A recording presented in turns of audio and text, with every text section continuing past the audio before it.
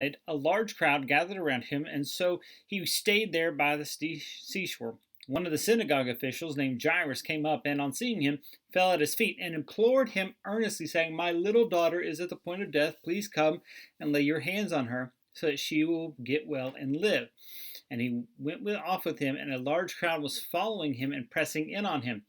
A woman who had had a hemorrhage for 12 years and had endured much at the hands of many physicians and spent all that she had was not helped at all, but rather had grown worse. After hearing about Jesus, she came in the crowd being behind him and touched his cloak. For she thought, "If I touch his garments, I will get well." Immediately the flow of her blood was dried up, and she felt in her body that she was healed from her affliction. Immediately Jesus perceived in himself that power proceeding from him had gone forth, turned around the crowd and said, "Who touched my garments?" The disciples said to him, "You see the crowd pressing in on you, and you say, 'Who touched me?'"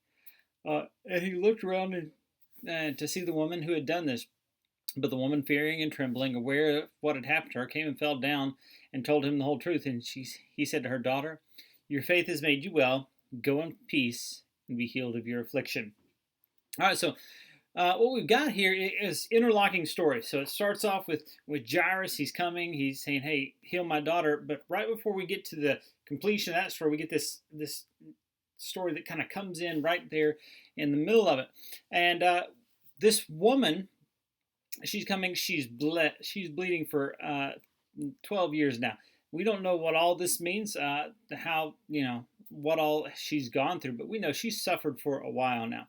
12 years is a long time to deal with uh, a single issue there. And it says she suffered much at the hands of doctors. Like, she's got a bunch of people who are running tests on her, trying things, and none of it's working. So this is where she's at. She's distraught. She's at the end of herself. And so she says, "Let me just go to Jesus." And look what happens. She just says, "I just need to touch him." She has faith that just touching Jesus will heal her.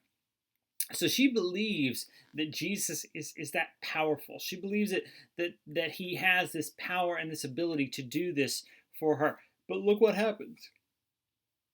He knows that power's gone out. Like, this is one of those interesting moments. Jesus knows somebody's touched him and that power has gone out from him. The disciples are kind of like, how in the world would we know? Like, you've got to see all these people who are touching you. How do you know one person has? And she confesses. She says, "I did it." That has to be a something of a bit of a tense moment for her, right? She knows she's going to go and say, "I did this," and really she's letting Jesus know, "I believe that you could do this, and that's why I did it." And look what he says, "Daughter, your faith has made you well." All right, here's where we have to understand: uh, faith is not merely mental assent, right? Her faith, she believed it, led to her action. What she said she believed, she said, "I think Jesus can heal me," led her to act so that Jesus would heal her. All right.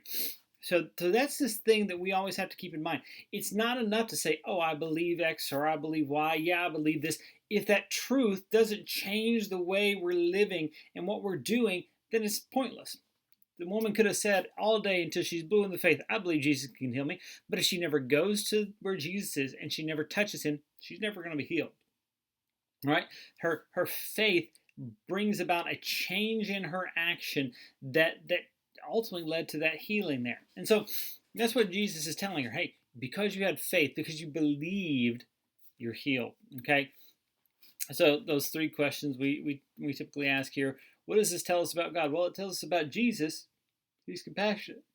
He cares about this woman, right? Like, you see that. He does care about her, and he wants her to be well. But it also shows us that he's got the power to heal her like nobody else can.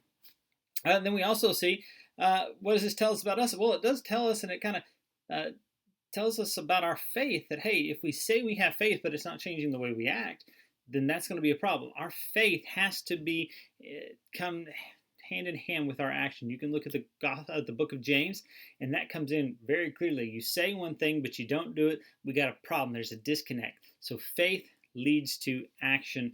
And then what does it call us to do? Well, it calls us to make sure in our own lives that those things are matching up, that what we say changes what we do. All right, well, everybody, hey, Happy Wednesday. I'll see you back here tomorrow as we dive back in.